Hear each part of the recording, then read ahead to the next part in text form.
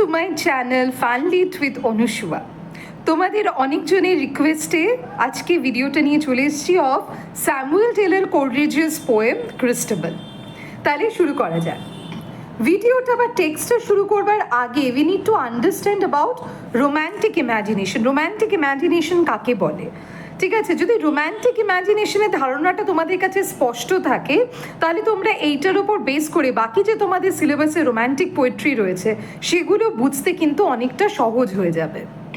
তাহলে শুরু করা যাক। What is romanticism? রোম্যান্টিসিজমকে আমরা দেখতে পারি as a reaction against the 18th century enlightenment.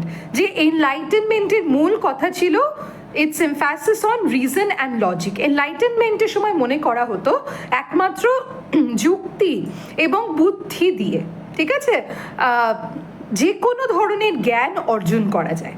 তো রোম্যান্টিসিজম অ্যাকচুয়ালি এই ধারণাটার বিরুদ্ধে গেছিল। কেন বিরুদ্ধে গেছিল? রোম্যান্টিসিজমের আমরা একদম ফাউন্ডেশন বা বেসিক জায়গাটা ধরতে পারি during the time of French revolution. French revolution কত সালে হচ্ছে? 1789-এর 14 জুলাই with the fall of Bastilles, তাই তো? তো এই 1789-এ যে ফ্রেঞ্চ রেভলিউশন হলো, সেই ফ্রেঞ্চ রেভলিউশনের সময় একদল ফিলোসফার্স উঠে এসেছিলেন। সেই ফিলোসফারদের মধ্যে অন্যতম ছিলেন কে? রুসো। রুসো তার সোশ্যাল কন্ট্রাক্ট নামক গ্রন্থে একটা কথা লিখেছিলেন, man is born free but everywhere he is in chains. তাহলে এই চেন বলতে কি বোঝানো হচ্ছে?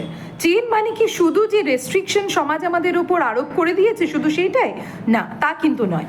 চেঞ্জ বলতে শুধুমাত্র যে সোসাইটাল রেস্ট্রিকশন তা নয়, সোসাইটি এই রিজন এবং লজিকের মধ্য দিয়ে আমাদের একটা যে কালচারাল ওরিয়েন্টেশন তৈরি করেছে। তোমরা এই বিষয়টা বুঝতে গেলে খুব ভালো করে ডিটেলে জানতে পারবে if you go to the video of freedom. সেই ফ্রিডমে আমি তোমাদের এই কালচারাল হেজিমানি আর ইডিওলজিক্যাল কোয়ার্শন এই দুটো বিষয় একটু ভালো করে বোঝানোর চেষ্টা করেছি।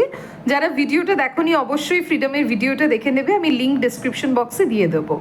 তাহলে কি হচ্ছে, রুসো তার সোশ্যাল কন্ট্রাক্টে তার এই যে কথাটা, man is born free but everywhere he is in chains, তাহলে এই চেইন বা শৃঙ্খলা সেটা কি শুধু আমাদের সামাজিক প্রতিবন্ধকতা, নাকি এটা একটা মানসিকভাবে আমাদেরকে এমনভাবে তৈরি করে দেওয়া হয় যেখানে আমরা মেনে বসি কি রাষ্ট্রই হচ্ছে সর্বাধিক ক্ষমতা সম্পন্ন, রাষ্ট্রের কথাই শেষ কথা, রাষ্ট্র যেটা বলছে সেটাই আমাদের মেনে নিতে হবে, এবং we do not even question our fundamental rights.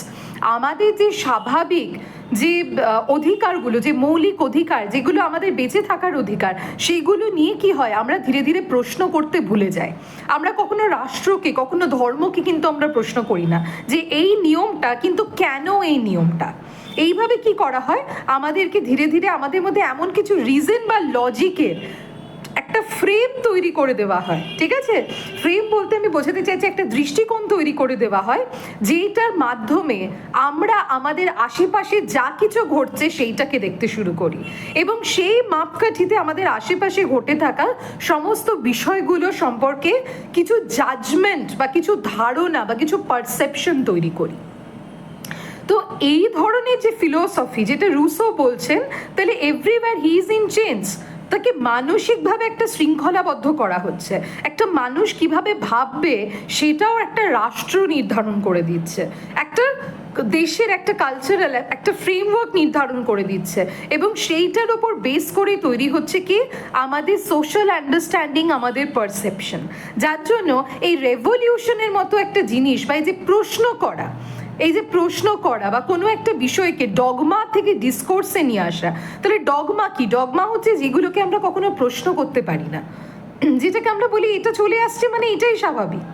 ঠিক আছে, আর ডিসকোর্স মানে কি? যেটা একটা আলোচনা, একটা বিতর্কের জায়গা রেখে যেখানে মতামত, ঠিক আছে, এবং তার বিরুদ্ধে তার সপক্ষে বিপক্ষে মতামতের জায়গা থাকে। তো এই জায়গাগুলোকে খর্ব করে দেওয়া হয় এমন কিছু কারিকুলাম বা এমন কিছু বিষয়ভিত্তিক একটা ওরিয়েন্টেশন, একটা অভ্যেসের দ্বারা, যেখানে আমরা ধীরে ধীরে এই প্রশ্নগুলো করতে ভুলে যাই। তো রুসো সোশ্যাল কন্ট্রাক্টে এইভাবে দেখানো হচ্ছে কিভাবে মানসিক পর্যায় থেকে সামাজিক, অর্থনৈতিক, রাজনৈতিক বিভিন্নভাবে মানুষকে কি করা হচ্ছে, শৃঙ্খলাবদ্ধ করা হচ্ছে। তাহলে রোম্যান্টিক্স যারা রোম্যান্টিসিস্ট তাদের কাছে রুসোর এই বইটা কিন্তু ভীষণ গুরুত্বপূর্ণ। তাহলে ভেবে দেখো কেন যারা রোম্যান্টিসিস্ট তারা এই 18th সেঞ্চুরি এনলাইটেনমেন্টের আইডিয়াটাকে পুরোপুরি নস্যাৎ করে দিচ্ছে। কেন তারা মনে করছে 18th সেঞ্চুরির এই যে সোশিও পলিটিক্যাল যে ফ্রেমওয়ার্ক, তারা আমাদের মধ্যে শিক্ষার মাধ্যমে এমন কিছু দৃষ্টিকোণ তৈরি করে দিচ্ছে যে দৃষ্টিকোণের বিচারে আমরা কিছু বাইনারি তৈরি করছি। বাইনারি মানে বিপরীত, যেমন good and evil, man and women, ঠিক আছে, স্টেট বা যেটাকে আমরা বলতে পারি মানে র্যাশনাল বা ইররাশনাল, এইভাবে আমরা কি নির্দিষ্ট কিছু বাইনারি বা একটা বলা যেতে পারে একটা পৃথকীকরণ করতে শিখে যাচ্ছি, ঠিক আছে, যেটা আমাদেরকে ধর্ম বলে দিচ্ছে বা যেটা আমাদের রাষ্ট্র বলে দিচ্ছে ভালো, সেটাকে আমরা ধরে নিচ্ছি ভালো, আর যেটা সেই ভালো সংজ্ঞায় পড়ে না আমরা ধরে নিচ্ছি কি সেটা ইভিল বা সেটা ব্যাড। আমরা ধরে নিচ্ছি কি নারী আর পুরুষের বৈষম্য, যে কাজগুলো এগুলো পুরুষেরা করে, পুরুষের বৈশিষ্ট্য, তাহলে যার মধ্যে পুরুষের বৈশিষ্ট্য নেই সে কি হয়ে যাচ্ছে নারী। এইভাবে আমরা কি করছি, এই যে বাইনারি বা এই যে সহজ পৃথকীকরণগুলোতে ব্যস্ত হয়ে যাচ্ছি। এই পৃথকীকরণের ফলে একটা খুব স্পন্টেনিয়াস দিক আমাদের মধ্যে নষ্ট হয়ে যাচ্ছে। সেই দিকটা কি, that is imagination and intuition. এই জায়গাতেই রুসোর সাথে রোম্যান্টিসিস্টরা আরেকজন ফিলোসফারের দ্বারা ইনফ্লুয়েন্স হচ্ছে, তার নাম হচ্ছে কান্ট, ঠিক আছে। কান্ট এখানে দু ধরনের নলেজের কথা বলেছিলেন। একটা নলেজ হচ্ছে প্রায়োরি নলেজ, আরেকটা হচ্ছে পোস্টেরিয়রি নলেজ। পোস্ট এরিয়ারি কথাটা এসছে ইরয় শব্দ থেকে। ইরয় মানে হচ্ছে সেন্সেস, তার মানে আমাদের পঞ্চ ইন্দ্রিয় বা আমাদের পুরোপুরি জ্ঞান, যখন আমরা ইন্দ্রিয় গ্রাহ্য অনুভূতির থেকে জ্ঞান অর্জন করতে শিখি, সেইটাকে বলা হয়ে থাকে পোস্ট এরিয়ারি নলেজ। আর প্রায়োরি নলেজ মানে কান্ট বলছেন যে জ্ঞান আমাদের মধ্যে সহজাত, যে অনুভূতিগুলো আমাদের মধ্যে সহজাত, যেগুলো আমাদেরকে সমাজ শেখায়নি, যেগুলো আমরা আমাদের সাথে নিয়ে জন্মেছি। তাহলে আমাদের সাথে নিয়ে জন্মানো এমন কি উপলব্ধি রয়েছে, সেটাই রোম্যান্টিসিস্টরা ধরছেন ইমাজিনেশন এবং ইনটিউশন, যেটা একটা মানুষের মধ্যে স্বাভাবিক স্বতঃস্ফূর্ত জায়গা। এবং সেইখান থেকে রোম্যান্টিসিস্টরা গুরুত্ব দিচ্ছেন ইমাজিনেশন এবং ইনটিউশনকে, যে এই যে একটা মানুষ স্বাভাবিকভাবে যেটা নিয়ে জন্মায়, সেইটা নিয়ে যদি একটা মানুষের বেড়ে ওঠা তৈরি হয়, একটা মানুষের আপব্রিঙ্গিং তৈরি হয়, একটা মানুষের সামাজিক ধারণা তৈরি হয়, তবে কিন্তু আমরা আমাদের সমাজে রিফরমেশন করতে পারবো। কিন্তু সমাজ সেটা হতে দেয় না। সমাজ আমাদের কি, ছোট থেকে একটা বাচ্চাকে যখনই তার সেন্স তৈরি হচ্ছে, তাহলে একটা বাচ্চা যখন দেখবে একদম ছোট্টবেলায়, সেই বাচ্চার কাছে তার যখন দৃষ্টিকোণ তৈরি হয় না সেভাবে, তার কাছে মানুষ, গাছ, ফুল, পাখি, জীব জন্তু সব কিছু কিন্তু এক। So the child basically did not know how to discriminate, ঠিক আছে, তার কাছে কিন্তু সব কিছুই এক। ওই একীকরণটা বা ওই যে সেন্স অফ ওয়াননেসটা, সেইটাকে এমফাসাইজ করছে রোম্যান্টিসিজম। তাহলে এই বাচ্চা তখন কি হচ্ছে, এই যে বা ধরো আমাদের কল্পনা শক্তি, আমাদের কি কোনো ইনস্টিটিউশনে শেখানো হয়েছে কি করে ইম্যাজিন করতে হবে? না, দিস ইজ ন্যাচারাল ইন আস। তো রোম্যান্টিসিজম এই ন্যাচারাল জায়গাটাকে গুরুত্ব দিচ্ছেন। কেন গুরুত্ব দিচ্ছে, তার কারণ হচ্ছে রোম্যান্টিসিজম মনে করে এই এনলাইটেনমেন্টের মধ্য দিয়ে এই যে আমাদের সমাজে পোস্টেরিয়ারি নলেজ বা ছোট থেকে আমাদের পরিবার থেকে নিয়ে শুরু করে স্কুল বলো, in the larger institution of religion, society and politics, সেখানে কি হচ্ছে প্রত্যেকটা মুহূর্তে আমাদের মধ্যে কিছু সংজ্ঞা, কিছু ধারণা তৈরি করে দেওয়া হচ্ছে, এবং আমরা সেই ধারণা মেনে চলতে চলতে কি হয়ে যাচ্ছে, আমরা আমাদের মধ্যে যেটা ন্যাচারাল, যেটা স্বাভাবিক যে কোয়ালিটিটা, সেই কোয়ালিটিটা ভুলতে বসেছি। তো romanticism actually emphasizes what is natural in human being, which we the human beings are born with. আমরা যে গুণগুলো নিয়ে জন্মেছি, যেগুলো আমাদের ন্যাচারাল ক্যাপাবিলিটি, সেইগুলোর ওপর রোম্যান্টিসিজম গুরুত্ব দিচ্ছে। কাজে বোঝা গেল কেন রোম্যান্টিক এজে বা রোম্যান্টিসিজমে ইমাজিনেশন গুরুত্ব পাচ্ছে। কেন imagination is natural, intuition is natural, goodness in natural. কিন্তু মরালিটির যদি বলো, তাহলে মরালিটি কি সোসাইটি তৈরি করে দিচ্ছে, এই কাজটা ভালো কাজ, এই কাজটা খারাপ কাজ, এই কাজটা করা উচিত, এটা উচিত নয়। এই ধরনের যে মরালিটি তৈরি করে দেওয়ার ফলে কি হচ্ছে, যে কথা রুসো বললেন, we were born free but everywhere we are in change. আমরা সর্বত্র শৃঙ্খলাবদ্ধ হয়ে পড়ছি, আমাদেরকে তৈরি করা হচ্ছে অ্যাজ সোশ্যাল প্রোডাক্ট। ঠিক আছে?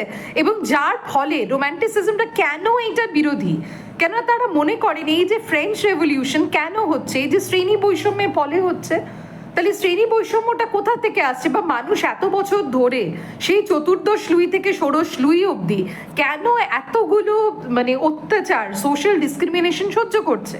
তার কারণ হচ্ছে মানুষকে এটাই বোঝানো হয়েছে যে যেটা হচ্ছে সেটাই স্বাভাবিক, সেটাই হচ্ছে ন্যাচারাল। তাহলে এই যে প্রশ্ন করাটা বা এই যে ভাবনাটা, সেইটা আমাদেরকে কি করা হচ্ছে, আমাদের মধ্যে যেটা স্বতঃস্ফূর্ত সাপ্রেস করে দেওয়া হচ্ছে। তাহলে রোম্যান্টিসিজম এক কথায় was a reaction against the enlightenment emphasis on reason and logic, যে রিজন এবং লজিক, যুক্তি আর বুদ্ধি আমাদেরকে এটাই শেখাচ্ছে যে সমাজে কিভাবে আমরা নিয়ম নীতিগুলো মেনে চলবো, এবং যারা নিয়ম নীতি মেনে চলে না আমরা তাদেরকে কি বলি, ওর বুদ্ধি হয়নি, ঠিক আছে, ইম্যাচিওর, বা ও একটু পাগল। তো এইভাবে উই ট্রাই টু ক্রিয়েট, ঠিক আছে, particular definitions for those who do not abide by this societal norms and who do not restrict their natural abilities. আশা করি বিষয়টা ক্লিয়ার হচ্ছে কেন রোম্যান্টিসিজম ইমাজিনেশনকে গুরুত্ব দিচ্ছে, কেন তারা মনে করছেন এই এনলাইটেনমেন্ট ফিলোসফি মানুষকে কি করছে, সর্বত্র আমাদের দৃষ্টিকোণগুলোকে একটা পার্টিকুলার ডাইরেকশনে তৈরি করে দিচ্ছে, যেখানে আমরা আমাদের যে স্বাভাবিক কণ্ঠগুলো, সেই কণ্ঠগুলোকে আমরা নিজেরাই কিন্তু রোধ করে দিচ্ছি। ঠিক আছে? তাহলে এই জন্যই কিন্তু রোম্যান্টিসিজম এমফাসাইজ করছে হোয়াট ইজ ন্যাচারাল। তাহলে ন্যাচারাল কি, imagination is natural, intuition is natural. এবং রোম্যান্টিসিজম এমফাসাইজ করছে কোন বিষয়গুলোকে, রোম্যান্টিসিজম এমফাসাইজ করছে ইমাজিনেশনকে, কেননা ইমাজিনেশন রোম্যান্টিসিজমের কাছে হচ্ছে কি, it's a source of creativity and perception. তাহলে আমাদের যদি দৃষ্টিকোণগুলো সমাজ তৈরি না করতো, আমরা যদি আমাদের ইমাজিনেশন, ইনটিউশন দিয়ে বেড়ে উঠতাম, তাহলে আমরা হয়তো এই প্রকৃতিটাকেই মা বলে চিনতাম। কিন্তু আমাদেরকে কি এই সোসাইটিতে একটা পরিবারতন্ত্রের মধ্যে দিয়ে চেনানো হয় যে this particular lady with certain physical features is your mother, this particular gentleman with certain voice modulation and certain gesture is your father. তাহলে এইভাবে কি করা হচ্ছে আমাদের মধ্যে, মানে আমি বলতে চাইছি একটা পরিবারের আইডেন্টিফিকেশন হচ্ছে, আমাদেরকে বডি পার্টস চেনানো হচ্ছে, তারপর আমাদেরকে এইটা ইনস্টিটিউশনে এইটা করা উচিত। মানে আমি জাস্ট একটা এক্সাম্পল দেবো, দেখবে আমাদের ছোটোবেলায় একটা কবিতা বলা হতো না, সকালে উঠিয়ে আমি মনে মনে বলি সারাদিন আমি যেন ভালো হয়ে চলি, আদেশ করেন যাহা মোর গুরুজনে সেই কাজ আমি যেন করি ভালো মনে। এখানে দেখো আমি বলে আমার মুখের ভেতরে একটা বুলি ঢুকিয়ে দেওয়া হলো, আদৌ সে আমিটা কিন্তু আমার আমি নই।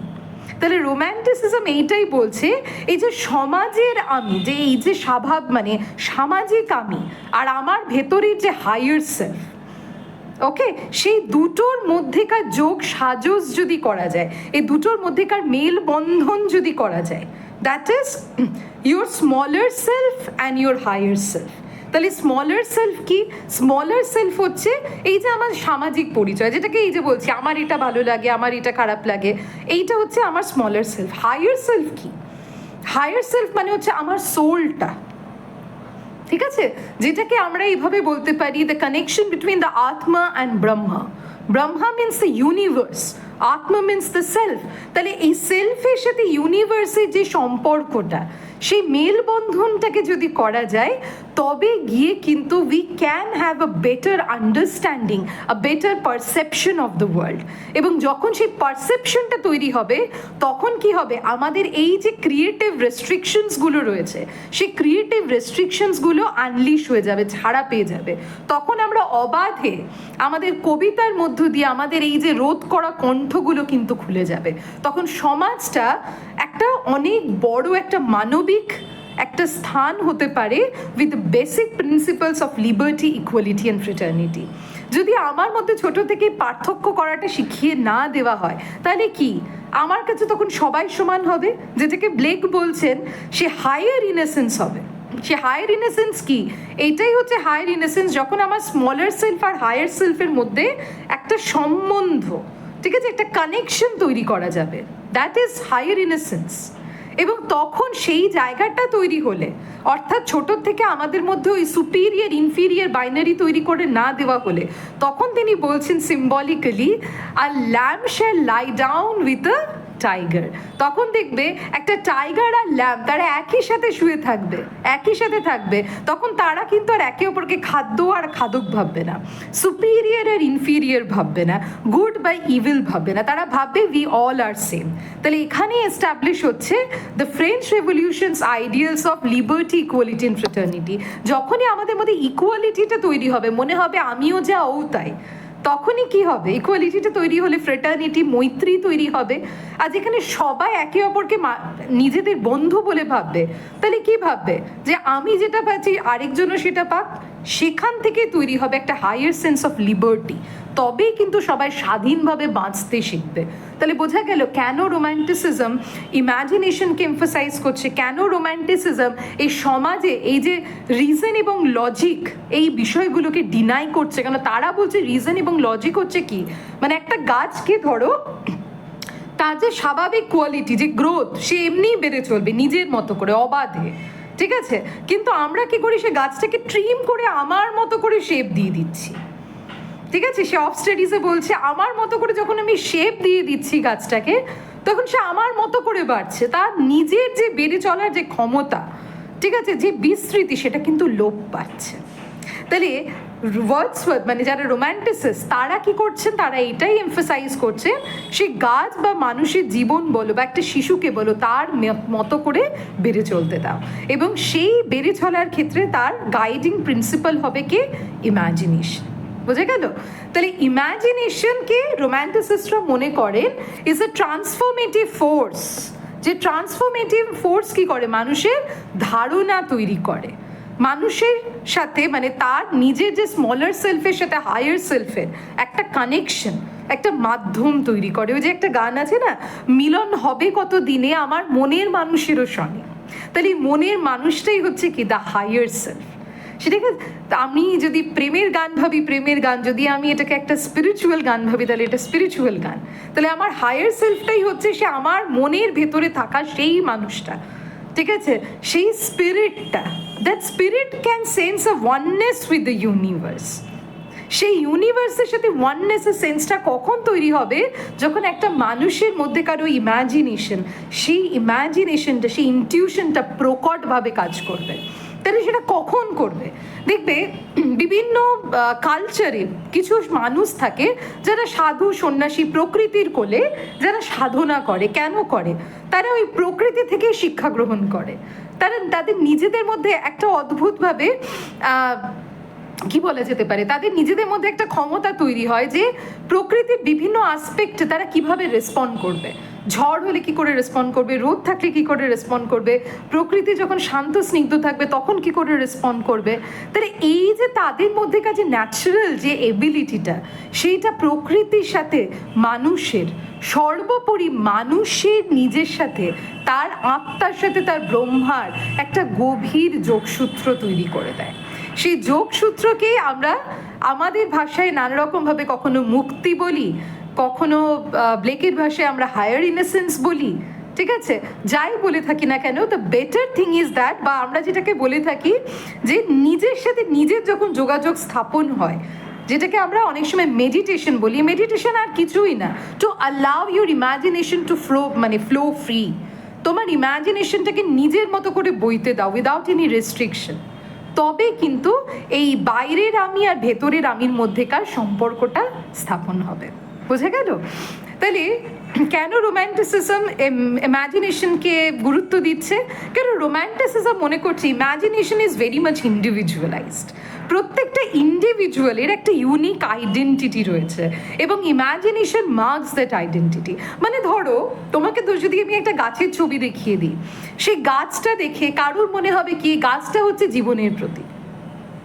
এই গাছে ফুল ফল আমাদের জীবনকে দর্শায়, জীবনের যৌবনটাকে দর্শায়। এই গাছে যে ছোট্ট যে গুঁড়িটা, সেইটা দেখায় যে জীবনে কানেক্টেড, রুটেড হয়ে থাকাটা কত ইম্পর্ট্যান্ট। এইটা একজনের দৃষ্টিকোণ হতে পারে। আরেকজনের ইম্যাজিনেশন এই গাছটা কি হতে পারে, এই গাছটা একটা আদর্শ হতে পারে, যে গাছটা আমাদেরকে শেখাচ্ছে একটা ইন্সপিরেশন, যে কী করে ঝড়ঝাপটা সামলেও আমরা মাথা উঁচু করে বাঁচতে পারি, তাই তো? আবার কারোর কাছে এই গাছটা কি সুপার ন্যাচারাল হতে পারে, যে রাতের বেলায় অন্ধকার হলেই তার মনে হচ্ছে এই গাছে বোধহয় অতি প্রাকৃত কিছু ঘটতে পারে। তাহলে ইন্ডিভিজুয়াল ইম্যাজিনেশন ইজ ইন্ডিভিজুয়াল। একটা জিনিস দেখে সেই জিনিস সম্পর্কে যে ধারণা তৈরি করা সেগুলো কিন্তু ভীষণ ব্যক্তিগত। এবং এখানে কি হচ্ছে, ওই সার্বজনীন যে বিষয় সেটা আর থাকছে না। সার্বজনীন মানে তোমার ইন্ডিভিজুয়াল আইডেন্টিটিটা কম্প্রোমাইজ হচ্ছে না, ঠিক আছে? সার্বজনীন মানে এই অর্থে এটা নয়, খারাপ নয়, যে তোমার কি হচ্ছে যখন তুমি এনলাইটেনমেন্ট ফিলোসফিতে চলছো, তোমার ওপর একটা দৃষ্টিকোণ চাপিয়ে দেওয়া হচ্ছে, সেইটা সার্বজনীন দৃষ্টিকোণ হয়ে যাচ্ছে। সেই জায়গাটাকে রোম্যান্টিসিস্টরা মেনে নিতে চাইছে না। তারা বলছেন প্রত্যেকটা ব্যক্তি বিশেষের, ইন্ডিভিজুয়ালের নির্দিষ্ট কিছু ধারণা রয়েছে, ভাবনা রয়েছে, সেই ভাবনা দিয়ে সেই ইন্ডিভিজুয়ালকে যদি বাড়তে দেওয়া হয় বা তার দৃষ্টিভঙ্গি তৈরি করা হয়, তাহলে সেইটা অনেকটা ব্রডার একটা সোশ্যাল পার্সপেক্টিভ, একটা অনেক ব্রডার সোসাইটি, একটা অনেক বিস্তৃত, একটা অনেক বলা যেতে পারে আন্তরিক সমাজ বা মূল্যবোধের সৃষ্টি করবে, যেটা is otherwise impossible by the social orientation and the posteriori knowledge. যার জন্য রোম্যান্টিসিজম রিজন আর লজিককে গুরুত্ব দিচ্ছে না, গুরুত্ব দিচ্ছে ইম্যাজিনেশন এবং ইনটিউশনকে। এবং রোম্যান্টিসিজম মনে করছে এই যে ইম্যাজিনেশনের মধ্যে যেহেতু একটা ইন্ডিভিজুয়াল ক্ষমতা রয়েছে, যার জন্য সেই ক্ষমতার বহিঃপ্রকাশ ঘটবে কখন, নির্দিষ্ট দৃষ্টিকোণের মধ্য দিয়ে। যেমন একটু এলাবোরেট করে বোঝানোর চেষ্টা করি, যেমন ওয়ার্ডসওয়ার্থের ইম্যাজিনেশন কি তৈরি করছে? He felt a yearning to nature as a source of spiritual emancipation. ওয়ার্ডসওয়ার্থের ইম্যাজিনেটিভ দৃষ্টিকোণ দেখছে যে প্রকৃতির মধ্যেই মানুষের আধ্যাত্মিক মুক্তির পথ লুকিয়ে রয়েছে। তিনি যখন টিনটান অ্যাবেতে যাচ্ছেন, সেই নদীর স্রোতটা দেখে, টিনটান অ্যাবেটাকে দেখে তিনি তার নিজের জীবন দর্পণ মনে করছেন। তার মনে হচ্ছে এই টিনটান অ্যাবেটা তার যেন জীবনেরই প্রতিচ্ছবি। কেন মনে করছেন? কেননা তিনি এখানে প্রকৃতির মধ্যে নিজের শৈশব, যৌবন এবং বার্ধক্যকে দেখতে পাচ্ছেন। তাহলে তার মনে হচ্ছে এই প্রকৃতি যে আমিই তাই। তারপরে যখন তিনি ডরথির দিকে তাকাচ্ছেন, মনে হচ্ছে ডরথি আমার অতীত, আমি ডরথির ভবিষ্যৎ, অতএব ডরথি যে আমি তাই, প্রকৃতিও তাই। তার মানে কি, উই অল আর ওয়ান। এই যে একটু আগেই বললাম যে সেন্স অফ ওয়াননেস তৈরি হচ্ছে। আবার যখন সেটা আমরা কোলরিজের ক্ষেত্রে চলে আসছি, কোলরিজ তখন গুরুত্ব দিচ্ছে কোন বিষয়? কোলরিজের কাছে ইম্যাজিনেশন হচ্ছে হিউম্যান সাইকোলজি, মানুষের মনস্তত্ত্ব এবং সেই মনস্তত্ত্বের জটিলতা, which the reason framed as dark, যেইটাকে আমাদের যুক্তি বুদ্ধি চিন্তা করিয়ে দিয়েছে কি, যে মানুষের মন হচ্ছে কি অন্ধকার। আদৌ কি অন্ধকার, না আমরা কি বোঝার চেষ্টাই করি না সেই বিষয়টাকে? সেই জায়গাটাতে প্রশ্ন তুলছেন আমাদের কোলরিজ। যখন আমরা শেলিকে পড়ছি, শেলির কাছে ইম্যাজিনেশন কি? It's revolution, it's socio political emancipation. যখনই শেলির কবিতা পড়বে দেখবে স্কাইলার কি বলে, স্কর্নার অফ দ্য গ্রাউন্ড, সে পৃথিবীতে ফিরে আসতে চায় না, তার মনে হয় এটা পৃথিবীটা বাসের অযোগ্য। সে ওয়েস্ট উইন্ড, সে কিসের কথা বলে? রেভলিউশনের কথা বলে, ফ্রিডমের কথা বলে, ঠিক আছে, যে অবাধ, অনিয়ন্ত্রিত, আনকন্ট্রোলেবল স্পিরিট, তাই তো? যদি কিডসের কাছে যায়, কিডসের ইম্যাজিনেশন কি দেখে? কিডসের ইম্যাজিনেশন দেখে যে আমরা কি করে সে আইডিয়ালের সাথে, যে আইডিয়া বা আইডিয়ালের সাথে একাত্ম হতে পারি এবং সেটা আদৌ পসিবল কিনা। তাহলে ইম্যাজিনেশনকে আমরা ধরে নিতে পারি it's a kind of an idea, যে আইডিয়াটা মানুষের মধ্যে স্বতঃস্ফূর্ত, সহজাত। কিন্তু সমাজ আমাদের এই প্রায়োরি নলেজটাকে, দ্য প্রায়োরি নলেজ মানে হচ্ছে যেগুলো সহজাত জ্ঞান, অর্থাৎ রোম্যান্টিসিস্টদের ভাষায় এই প্রায়োরি নলেজই হচ্ছে ইম্যাজিনেশন, আইডিয়া, ঠিক আছে? যে আইডিয়া বা ইম্যাজিনেশনটাই হচ্ছে it's a way to connect with the universe. Okay, যে আমরা আমাদের আশেপাশে যেটা চলছে সেটাই যে একমাত্র সত্যি তা তো নয়, এর ঊর্ধ্বেও কিছু সত্যি রয়েছে, সেইটাকে দেখার একটা দৃষ্টিকোণ তৈরি করে আইডিয়া বা ইম্যাজিনেশন। সেই জন্য রোম্যান্টিসিজম বারবার করে দেখবে রোম্যান্টিক পোয়েটস সে আইডিয়া বা ইম্যাজিনেশনকে পাওয়ার চেষ্টা করে। যেমন শেলির কবিতা পড়লে দেখবে শেলি কি বলে দেয়, প্রথমে স্কাইলারকে বলে দেয় বার্ড দাও নেভার ওয়ার্ড, ওকে, বার্ড দাও নেভার ওয়ার্ড, তুমি রক্ত মাংসের পাখি নয়। তার শারীরিক অস্তিত্বটাকেই ডিনাই করে দেয়। শেলির কাছে স্কাইলার কি একটা আইডিয়া, একটা ধারণা, যে ধারণাটা কি তিনি মনে করছেন ওইটা যদি আমি পেয়ে যাই, ওই আইডিয়ার নাগাল যদি আমি পেয়ে যাই, তাহলে দেখবে এই পৃথিবীটাকে আমি চেঞ্জ করে দিতে পারবো। ঠিক একই জিনিস কোলরিজ বলছেন কুবলা খানে। কখন বলছেন? এই যে যদি আমি ওই ডালসিমারটা মিউজিকটা আমি শিখে নিতে পারি, ঠিক আছে, ওইটাই তো idea, the flow of idea which is spontaneous. তাহলে দেখবে আমি সেই ফ্রেন্জিড ম্যাডনেস তৈরি করে দিতে পারবো, আমি কুপলার প্লেজার ডোম তৈরি করে দিতে পারবো, the sunny pleasure dome with the caves of ice. দেখো কমপ্লিটলি বিপরীত। আমাদের লজিক বলে দিচ্ছে ও বাবা বরফের গুহা সূর্যের উপস্থিতিতে হয় নাকি, কিন্তু ইমাজিনেশনে হতে পারে, ইমাজিনেশনে অনেক কিছুই সম্ভব। ঠিক আছে, তাহলে রিজন আমাদের যেখানে রেস্ট্রিক্ট করে, ইমাজিনেশন কি সেই রেস্ট্রিকশনসগুলোকে লুজ করে, সে একটা কথা আছে না, শ্রীনন্ত বিশ্ব অমৃতস্য পুত্রা, আমরা মানুষরা কি অমৃতের সন্তান। অমৃত মানে কি ইটার্নাল, নেভার এন্ডিং, যেটার কোনো শেষ নেই, শেষ না শেষ হওয়া যা কিছু ভাবনা চিন্তা, তার মানে human mind is a flow of imagination. আমাদের মধ্যে এত সম্ভাবনা রয়েছে, সে সম্ভাবনাগুলো যদি আনলিশ হয়ে যায়, তার না আমরা we will be the kind of God which we worship outside us. ঠিক আছে, so this is the very core concept of romanticism. তো এই বিষয়টা তোমাদেরকে এই জন্যই বোঝালাম আজকে ক্রিস্টাবেলের শুরুতে, যাতে এইটার সাথে কানেক্ট করে তোমরা বাকি রোম্যান্টিক কবিতাগুলোও পড়তে পারো। বেশ, এবার চলে আসি কোলরিজেস আইডিয়া অফ সুপারন্যাচারাল। আমরা সাধারণত কোলরিজের কবিতাগুলো যখনই পড়ি, we get to see about Coleridge's মানে এমফাসাইজ আপন সুপারন্যাচারাল। তাহলে কোলরিজের কবিতাগুলো পড়লে দেখা যায় কি একটা মিডিয়েভাল সেটিং থাকে, একটা এরি গা ছমছমে অ্যাটমসফিয়ার থাকে, ঠিক আছে, একটা কাসল থাকে। সেই বিষয়গুলোতে কি হয়, আমাদের মনে হয় এই রে সব অদ্ভুতুরে ব্যাপার স্যাপার। এবং কোলরিজ কখনোই খুব খোলাখুলিভাবে বিষয়গুলো বলে দেন না যে এখানে একটা স্পিরিট রয়েছে, তিনি আমাদের ওপর ছেড়ে দেন যে আমরা পড়ে আমাদের মতো করে বুঝিনি। তাহলে কোলরিজের সুপার ন্যাচারালিজমের বৈশিষ্ট্যটা কি? Coleridge's supernaturalism is characterized by a psychological approach, যেখানে তিনি একটা মনস্তাত্ত্বিক দৃষ্টিকোণ দিয়ে এই যে মরালিটি, নৈতিকতা বোধটাকে দেখেন, মানুষের সাইকি, আমাদের মনস্তত্ত্বটাকে দেখেন, এবং দেখেন সোশ্যাল ট্যাবিউস, সমাজ কি কি বিধিনিষেধ আরোপ করে দিয়েছে, এবং সেই mysterious forces that govern nature. তাহলে কোলরিজের সুপারন্যাচারালটা কি? কোলরিজ বলছেন যে বিষয়গুলোতে সমাজ একটা ট্যাবু করে রেখে দিয়েছে, যেমন কি সেক্সুয়ালিটি। আমরা সেক্সুয়ালিটি নিয়ে ওপেনে কখনো আলোচনা করতে চাই না। কেন আলোচনা করতে চায় না? কারণ সমাজ বুঝিয়ে দিচ্ছে কি এটা খারাপ, এটা অপবিত্র, এটা তোমাকে নষ্ট করে দেবে, এটা একটা নোংরা জিনিস। But this is a very biologically, বলা যেতে পারে it's very scientific, it's biological, এটাকে ডিনাই করা যায় না। ঠিক আছে, কিন্তু আমরা সেই বিষয়গুলো নিয়ে কখনো আলোচনাই করি না। এখানে আমাদের মধ্যে সে গুড আর ইভিল বানিয়ে দেওয়া হয়।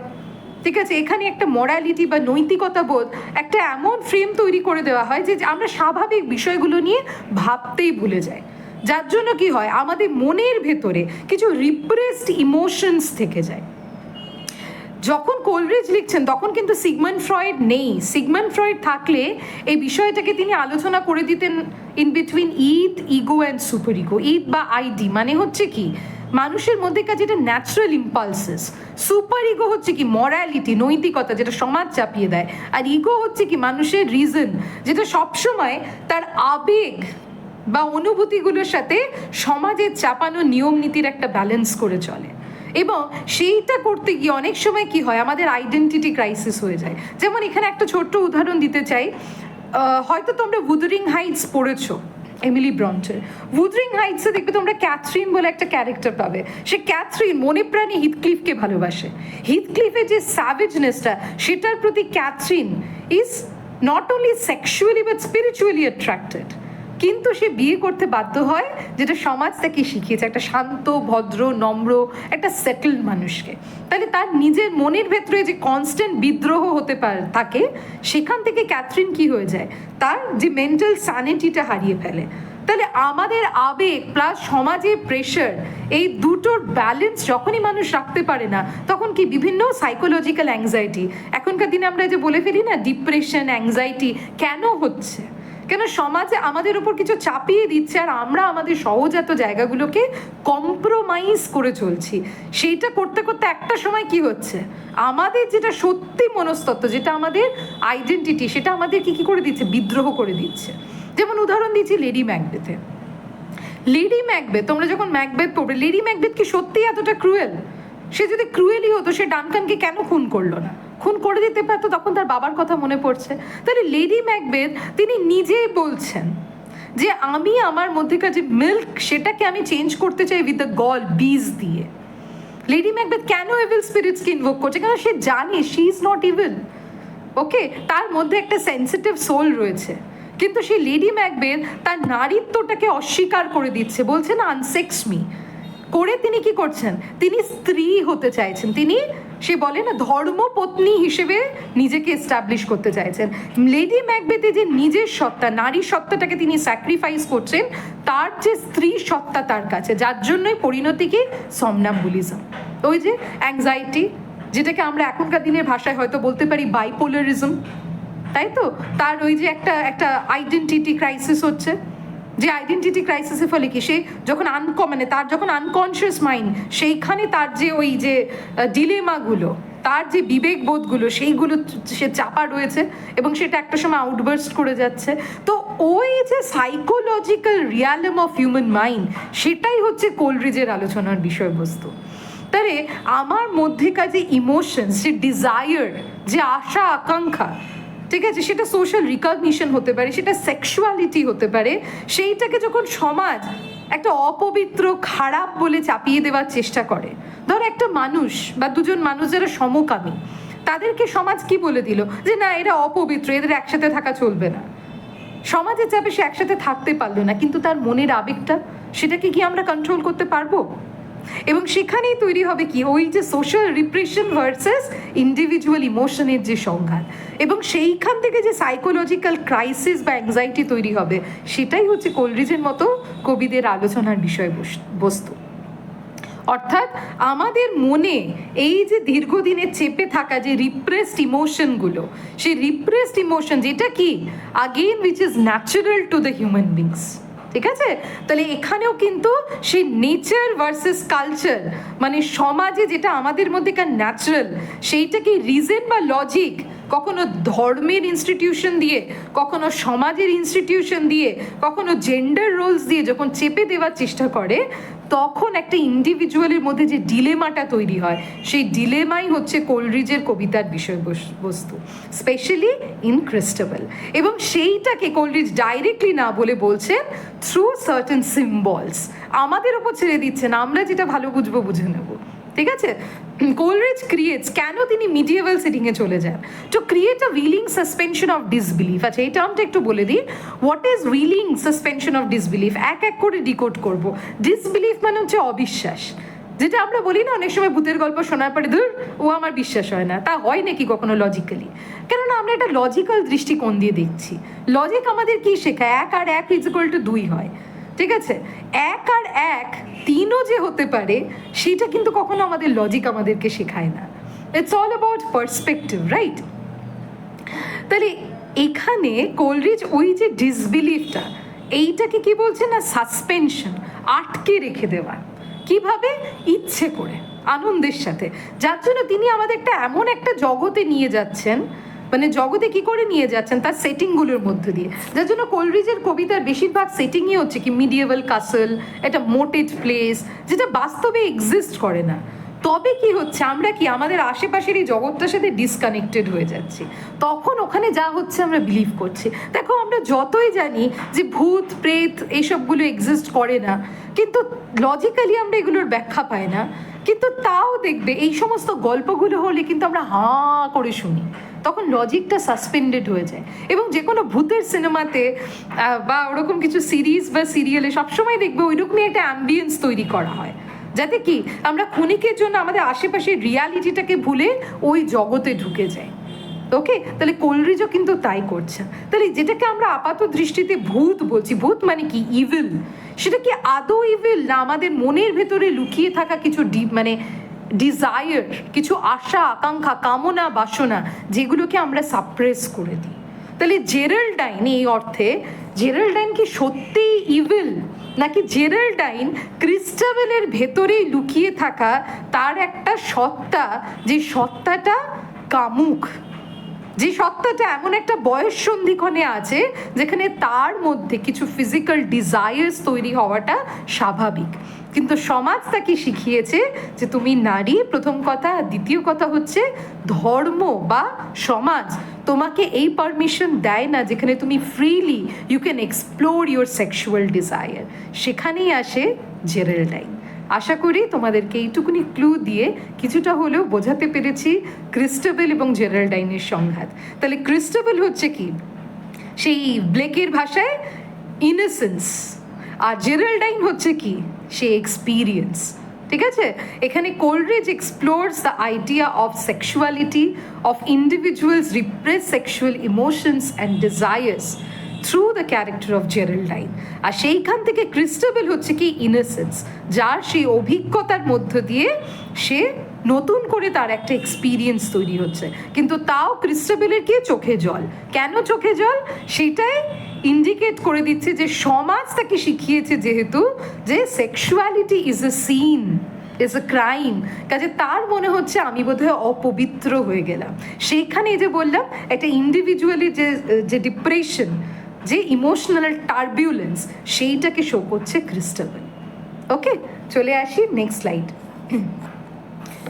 তাহলে ক্রিস্টাবেলের টাইটেলটা সিগনিফিকেন্সটা কি? দেখো, ক্রিস্টাবেল এই নামটাকে যদি আমরা একটু ভাঙি, দুটো নাম আসে, ক্রাইস্ট আর এবেল, দুটোই কিন্তু বিবলিক্যাল চরিত্র। ক্রাইস্ট কি সিগনিফাই করে? Symbolises purity. যে ক্রাইস্ট কি মানুষের সালভেশনের জন্য নিজেকে কি করেছিলেন, স্যাক্রিফাইস করেছিলেন। আবার ক্রাইস্টকে বলা হয়ে থাকে সেভিয়ার, তার স্যাক্রিফাইস থেকে আমরা আমাদের যে দোষ ত্রুটিগুলো সেগুলোকে বুঝতে পারি। So Christ is a saviour. Christ symbolises purity, পবিত্রতাকে।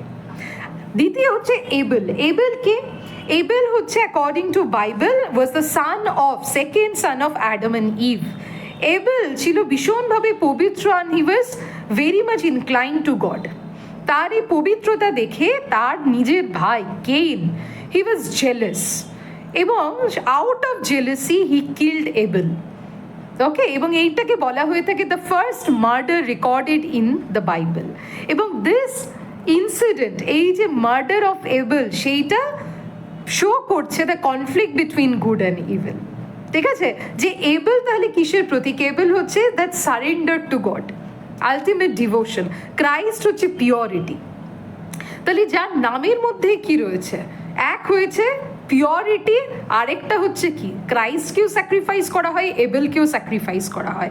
তার মানে সেই নামটা, the name suggest the sacrifice of innocence and purity, যার ইনোসেন্স এবং পিওরিটিকে স্যাক্রিফাইস করা হচ্ছে। তার মানে ক্রিশ্চিয়ান আইডিয়ালিজম দিয়ে বা ক্রিশ্চিয়ান মাইথোলজি দিয়ে কোলরিজ কিন্তু এখানে কোয়েশ্চেন করছে about religion versus the human desire, তার কনফ্লিক্টটা, যে ধর্মই কি হিউম্যান ডিজায়ারের মাপকাঠি ডিসাইড করে দেবে, নাকি religion is just a different social aspect which is entirely independent of individual emotion. Okay, তো সেই বিষয়টা ক্লিয়ার হবে when we go to the text. তাহলে একটু জেনে নিই ছোট্ট করে আমরা publication history, type and setting of the poem. তাহলে এই কবিতাটা ক্রিস্টাবেল, এটার ফার্স্ট পার্টটা লেখা হচ্ছে 1797-এ। ওকে, কোলরিজ অ্যাকচুয়ালি ভেবেছিলেন তিনি 5টা পার্টে ক্রিস্টাবেল লিখবেন, এবং আমরা বর্তমানে যে টেক্সটটা পড়ছি সেখানে শুধুমাত্র 2টো পার্ট রয়েছে। আরও 3টে পার্ট তিনি ভেবেছিলেন, but he could not complete. তাহলে কোলরিজের কবিতাতে দেখবে তুমি ক্রিস্টাবেল বলো বা কুবলা খান বলো, এই যে একটা ইনকমপ্লিটনেসের একটা বিষয় রয়েছে এখানে। তাহলে Coleridge completed the first part of Christabel in 1797, এবং সেকেন্ড পার্ট অফ ক্রিস্টাবেল তিনি কমপ্লিট করেন 1800 সালে। Actually Coleridge plan to publish Christabel in the 1800 edition of Lyrical Ballads. তাহলে লিরিক্যাল ব্যালেডসের ফার্স্ট এডিশন 1797, সেকেন্ড এডিশন 1800-তে। সো কোলরিজের initial plan was to publish Christabel in the second edition of Lyrical Ballads, অর্থাৎ 1800 এডিশনটাতে publish করবেন। কিন্তু এটা lyrical ব্যালাডসে include হলো না, তার 2টো কারণ। একটা, ওয়ার্ডসওয়ার্থ তাকে সাজেস্ট করেছিলেন যে লিরিক্যাল ব্যালাডসে এটা ইনক্লুড না করাটাই ভালো, কারণ যদিও আমাদের অজানা। আর দ্বিতীয় বিষয়টা হচ্ছে, তোমাদের যদি জানা থাকে অবশ্যই কমেন্ট বক্সে কমেন্ট করবে।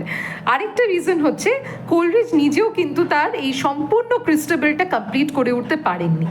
তার মনে হয়েছিল এই টাইম পিরিয়ডেতে he was growing through a period of the poetic infertility. Okay, যার জন্য কি হচ্ছিল, তিনি কবিতাগুলো শেষ করে উঠতে পারছিলেন না। তো Coleridge himself was a bit frustrated with this. তো anyhow Christabel was published in the pamphlet in 1816, 1816 সালে ক্রিস্টাবেল একটা প্যাম্ফলেটে পাবলিশড হয় উইথ কুবলা খান এবং the Pains of Sleep. Coleridge actually এই সময় ভীষণ ওপিয়াম অ্যাডিক্টেড হয়ে গেছিলেন এবং he had gone through some certain sexual and emotional turbulence, ঠিক আছে, যার জন্য এই সময়কার যে text like Kubla Khan, like that of Christabel, সেখানে আমরা কিন্তু তার এই কাব্যসত্তার ইম্পর্টেন্সিটাকে দেখতে পাই in connection with his sexual complications and impotency, এবং সেখানে তিনি ক্রিয়েটিভিটিটাকে দেখাচ্ছেন as a process of some certain hiccups, যেটা আমরা কুবলা খানে দেখতে পাবো। যা হোক, তাহলে ক্রিস্টাবেলকে আমরা কি ধরনের কবিতা বলতে পারি? Christabel is actually a narrative ব্যালেড। এখানে আমরা ব্যালেড বলবো। ব্যালেড কাকে বলে? সাধারণত কোনো ফোক স্টোরিকে যখন গল্পের মতো করে বলা হয়, দ্যাট ইজ কল্ড ব্যালেড, ঠিক আছে। আর ন্যারেটিভ মানে হচ্ছে ডেসক্রিপটিভ কবিতা। তাহলে এখানে একটা গল্পের মতো করে একটা ফোক, যে একটা আঞ্চলিক গল্প কথা, সেইটাকে তুলে ধরা হচ্ছে। So it is an example of a narrative ballad. তাহলে কবিতার সেটিং কি? কবিতার সেটিং হচ্ছে it's a Gothic medieval moated castle. Moated castle একটু পরে ছবি দেখাবো, উইথ এন এরি অ্যাটমসফিয়ার, একটা গা ছমছমে করা পরিবেশ, সেখানে একটা মধ্যযুগীয় গথিক, সে গথিক নভেলে তোমরা পড়েছ, সেই কাসল, বড় বড় কাসল থাকে, সেটা চতুর্দিক থেকে ঘেরা থাকে, সেই রকম একটা মিডিয়েভাল কাসল হচ্ছে এই কবিতার সেটিং, মানে স্থান। এবার টেক্সটে চলে আসবো, একবার ছবিটা দেখিয়ে দিই। This is an example of the moated castle. দেখতে পাচ্ছ চতুর্দিক জলে ঘেরা, মাঝখানে কাসল, ওইদিকে গেট রয়েছে। তার মানে কি, জলটা কি কাসলটাকে প্রোটেক্ট করে রেখেছে, ঠিক আছে। তা আউটসাইড ওয়ার্ল্ডের সাথে কাসলে আসার মাধ্যমটা হচ্ছে এই জলটা। সেই কাসল থেকে একটা গেট বেরিয়ে জলের উপরে ব্রিজ তৈরি করে দেয়, সেইটা দিয়ে মানুষজন ভেতরে প্রবেশ করে। ওকে, তাহলে এই water which surrounds the castle actually breaks the castle, okay, away, বা বলা যেতে পারে isolates the castle from the world outside। আবার এই ওয়াটারটা কানেক্টও করে, আবার আইসোলেটও করে। তাহলে এইরকম একটা মোটেড কাসল, মানে জল বেষ্টিত একটা কাসল। ওকে, তো this মিডিয়েভাল castle is the setting of Christabel. তাহলে দেখছো এরকম একটা গা ছমছমে করা পরিবেশ, একটা মিডিয়েভাল কাসল, ফুল মুন নাইট। তো এখানেই শুরু হচ্ছে আমাদের কবিতা। So let's begin with the text.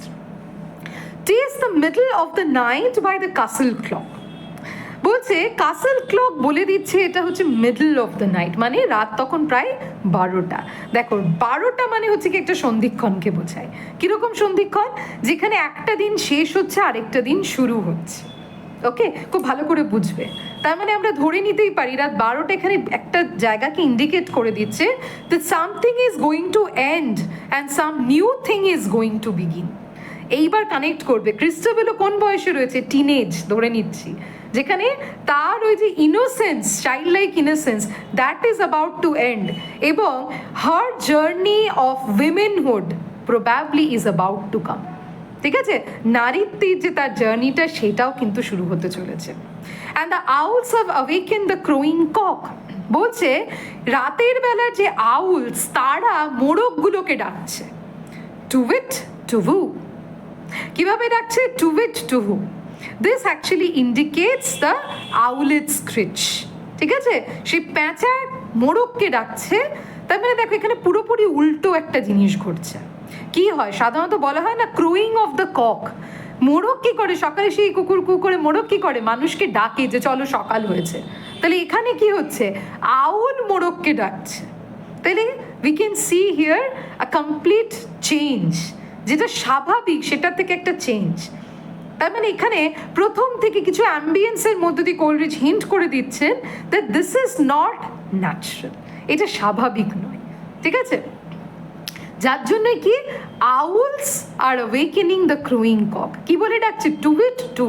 দেখো আউলস বলছে, ধরে নিচ্ছি দুজন প্যাঁচা। তার মানে এই প্যাঁচাটা কি? আ মেল আউল আর a female owl, probably tu whoo, tu whit and tu whoo. It's probably their mating sound. তাহলে মেটিংয়ের সময় এরা কি করে? তারা শব্দ করে ডাকছে। প্রবাবলি মেল আউল বলছে টু উইট, আর ফিমেল আউল তাকে রেসপন্ড করছে অ্যাজ টু হু। তার মানে this time again or their cry indicate that of a mating okay, and hark again, hark মানে লিসেন, চুপ। দেখো এই ল্যাঙ্গুয়েজটা কি, ইটস অ্যান আর্কেইক ল্যাঙ্গুয়েজ, যেটাকে আমরা বলে থাকি খানিকটা অনেকটা ইংরেজি সাধু ভাষার মতো। কোলরিজের ল্যাঙ্গুয়েজ কিন্তু ইজ ভেরি সিম্পল, কোলরিজের poetic diction is very simple, কিন্তু কোলরিজের এই থটসগুলো মনে হয় কি কবিতাগুলো একটু অ্যানিগম্যাটিক, দুর্বোধ্য। তার কারণ কি, because it is completely symbolic. তাহলে বলছে মধ্যরাত কাসেল ক্লক বলে দিচ্ছে, এখানে কাসেলের মাথায় ধরে নিচ্ছে এইখানে একটা ক্লক রয়েছে একদম ওপরে, সেইটা বলে দিচ্ছে রাত তখন প্রায় 12টা। সেই সময় হঠাৎ করে নির্ঝুম পরিবেশে দুটো প্যাঁচা চিৎকার করে উঠছে। তাদের উদ্দেশ্য কি, যে ক্রোয়িং কক তার ঘুম ভাঙিয়ে দেওয়া, তাকে অ্যাওয়েকেন করা। তার মানে আউল বলা হয়ে থাকে দ্য অবজেক্টস অফ নাইট, আর কককে বলা হয়ে থাকে দ্যাট অফ মর্নিং। তার মানে কি, the night is actually awakening the morning. Okay, তাহলে আমাদের মনের ভেতরে আমরা নাইট মানে ধরে নিই ইভিল, ডে মানে পিওর।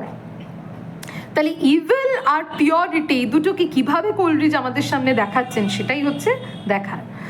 বলছে এবং হার্ক আগেন, লিসেন, মন দিয়ে শোনো, দ্য ক্রুইং কক, ওই দেখো সে ককটা উঠছে, হাউ ড্রাউজিলি ইট ক্রিউ। ওই প্যাঁচার ডাক শুনে কক তখন কি করছে, তার চোখ মুখ দিয়ে আস্তে আস্তে মানে সে চোখ কচলাতে কচলাতে আর কি সে মোরগটা উঠে ড্রাউজিলি ঘুমের ঘোরে ক্রিউ করছে, মানে সে ককর ককরে যেটা ডাকে। তাহলে রাত 12টার সময় মোরগ কেন ডাকবে? Does it indicate that of a new day has come? রাত 12টায় কি সত্যি শুরু হয়েছে? মোরগ কখন ডাকে? ভোরবেলায় ডাকে, ঠিক সূর্য ওঠার আগে আগে, ডন। কিন্তু এখানে মিড নাইটে ডাকছে। তার মানে প্রত্যেকটা জিনিস হিন্ট করে দিচ্ছে কি, something new is going to happen, something new. যে নিউটা কি, it's not very welcoming, it's not very natural, rather it's very mysterious, সেরকম একটা নতুন কিছু। স্যার লিওলিন দ্য ব্যারন রিচ, তাহলে এই কাসেলের মালিককে, কাসেলের অধিপতি হচ্ছেন স্যার লিওলিন, তিনি হচ্ছেন ব্যারন। আচ্ছা, ব্যারন এই ডেজিগনেশনগুলো বলতে বোঝায় আগেকার দিনে যেরকম ওই জমিদার বা অভিজাত শ্রেণী হয়, তো সেই রকম নোবেলিটির থেকে বিলং করে হচ্ছে স্যার লিওলিন, তিনি একজন ব্যারন। হ্যাঁ, দ্য টুথলেস ম্যাস্টিভ বিচ, বলছে সে ব্যারন লিওনিনে তার রয়েছে কি একটা টুথলেস, দাঁত নেই, ম্যাস্টিভ বিচ। ঠিক আছে, ম্যাস্টিফ হচ্ছে একটা প্রজাতি, একটা কুকুরদের একটা প্রজাতি, যেরকম স্প্যানিয়েল হয়ে থাকে, জার্মান শেফার্ড হয়, সেরকম হচ্ছে mastiff. And mastiff they are known for being the very watch dog, ঠিক আছে, they are very sincere watch dog, they are very watchful.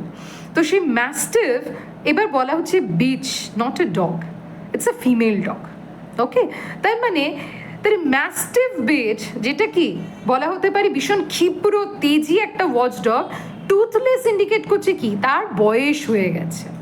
তার মানে যে কাজটার জন্য ডগটা রয়েছে, প্রবাবলি দ্যাট ডগ মানে that bitch is not exactly able to carry out the task it was assigned to.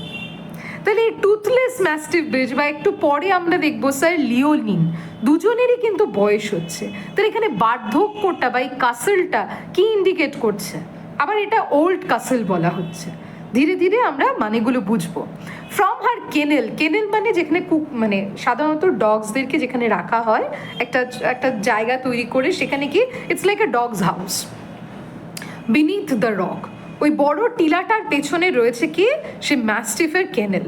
তাহলে ও বাইরে কেন থাকে? Because its purpose is to watch over. She maketh an answer to the clock, ঘড়িতেও যখন 12টা বাজছে তখন ম্যাস্টিফও কি, সেও কি করছে, চিৎকার করে উঠছে। তার মানে হঠাৎ করে রাতের বেলা একটা শান্ত পরিবেশে প্যাঁচা, মোরগ এবং ম্যাস্টিফ একসাথে ডেকে উঠছে। তো this indicates a sense of eeriness. ঠিক আছে, রাতের অন্ধকারে একটা কুকুর যদি হাউল করে ওঠে হঠাৎ করে, একদম গা ছমছম হয়ে যায়, তাই তো? মানে ওই একটা যে আমাদেরকে স্টান করে দিচ্ছে, অবাক করে দেওয়া। তো কিভাবে রেসপন্ড করছে mastiff? 4 for the quarters and 12 for the hours। রাত যখন 12টা বাজে, তার মানে কটা বাজছে? রাত 12টা। রাত 12টা বাজলে দেখবে বড় ঘড়িতে 12 বার ডং ডং ডং ডং করে শব্দ হয়, যতবার বাজে। আর 11টা থেকে 12টা বাজার মধ্যে কোয়ার্টার মানে 15 মিনিট অন্তর, 11টায় একবার ঢং করে বাজবে, 11টা 15তে একবার ঢং করে বাজবে, 11:30টাতে একবার ঢং করে ঘন্টা বাজবে, 12:15টাতে একবার ঘন্টা বাজবে, এবং তারপরে 12টার সময় 12বার বাজবে। তাহলে 12 প্লাস 4 কোয়ার্টার মানে কি 15, ঠিক আছে, 4 15 60 মানে 1 ঘন্টা হলো। তার মানে 11টা থেকে 12টা বাজার মধ্যে কোয়ার্টারে 4টে করে ঘন্টা পড়েছে, প্লাস 12টার সময় 12টা ঘন্টা। তাহলে টোটাল কতগুলো মানে কতগুলো বেল পড়ছে কাসল ক্লকে? মনে রাখবে 16টা। 12টার সময় 12বার ঘন্টা এবং প্রত্যেকটা কোয়ার্টার 15 মিনিট অন্তর 4টে করে ঘন্টা। তার মানে 11টা থেকে 12টার মধ্যে 4টে করে ঘন্টা এবং 12টার সময় 12টা ঘন্টা। টোটাল 16খানা বেল স্ট্রাইক হচ্ছে কাসল ক্লকে। এবং 16, দেখো এখানে বলে দিচ্ছে, ever and aye shine and shower. বলছে ever and aye shine and shower মানে যে কোনো পরিবেশে, ঝড় জল বৃষ্টি, ঠিক আছে, এই কাসল ক্লকে এইভাবে অনবরতভাবে একই রকমভাবে, সে বলা হয় না, সে আদিকাল থেকে এরকমভাবে 16খানা ঘন্টা পড়ে আসে এবং 16 শর্ট হাউলস তার সাথে করেসপন্ড করে ম্যাস্টিভিচও 16বার হাউল করে। নট ওভার লাউড, খুব একটা বেশি জোরে কিন্তু করে না, হালকা একটা মর্নিং সাউন্ডে। Some say she sees my lady shroud, কেউ কেউ বলে যে তিনি আমাদের যে লেডি তার ছায়া দেখতে পান। লেডি বলতে এখানে কাকে বোঝানো হচ্ছে? লেডি লিওলিন, অর্থাৎ দ্য ওয়াইফ অফ স্যার লিওলিন। তিনি কি? তিনি জীবিত নয়, তিনি মারা গেছেন। তাহলে এখানে আমরা এইটুকুনি থেকে কি জানতে পারলাম? একটা মিডিয়েভাল কাসল, যে কাসলে সারা বছর ধরে রাত 12টার সময়, ঠিক মানে 11টা থেকে 12টার মধ্যে 4টে আর রাত 12টার সময় 12টা, এই 16বার একটা বেল পড়ে এবং সেই সময় এই কাসলের যে ম্যাস্টিভ বিচ, সে কি করে ওঠে? 16বার হাউল করে ওঠে।